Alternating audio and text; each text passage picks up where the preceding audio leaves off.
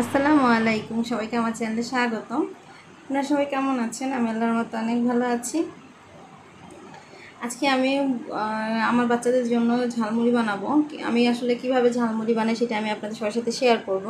আমি আসলে আমাদের ঘরে যখনই মাংস রান্না করি, মাংসটা তো অবশ্যই বাচ্চাদের জন্য আমরা আলু দিই।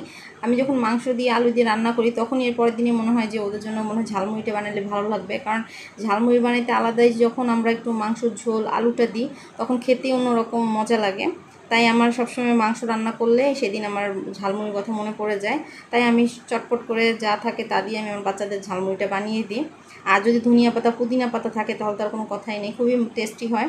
এই যে দেখেন আমি আলু আর গরু ঝোল নিয়ে নিয়েছি। নেওয়ার পরে এখানে টমেটো, কাঁচামরিচ, পেঁয়াজ এগুলো সব ছোটো করে কেটে নিয়েছি। কেটে নেওয়ার পরে আমি যে সব কিছু মিশ্রণগুলো দিয়ে পরিমাণ মতো একটু সরষের তেল দিয়েছি। সরষের তেলটা আসলে আগেই দিয়ে দিয়েছিলাম আমি। তারপরে একটু লেবু দিছি, লেবুর চামড়া খোসা আমি কুচি করে কেটে নিয়েছি। নেওয়ার পরে আমি একটু সামান্য লবণ দিয়েছি। লবণটা আসলে না দিলেও সমস্যা নেই, দেখা যাচ্ছে অনেকে লবণ পছন্দ করে একটু খেতে, তাই আমার যেহেতু লবণটা একটু ভালো লাগে আমি পরে একটু লবণ দিয়ে দিছি। দিয়ে আমি সমস্ত উপকরণটা ভালো করে মেখে নিয়েছি। পুদিনা পাতাটা আসলে ধনিয়া পাতা দিলে পুদিনা পাতা দিলে খেতে ভালো ভালো লাগে। আমাদের ছাদে পুদিনা পাতা ছিল, সেজন্য আমি দিয়ে নিয়ে আসছি।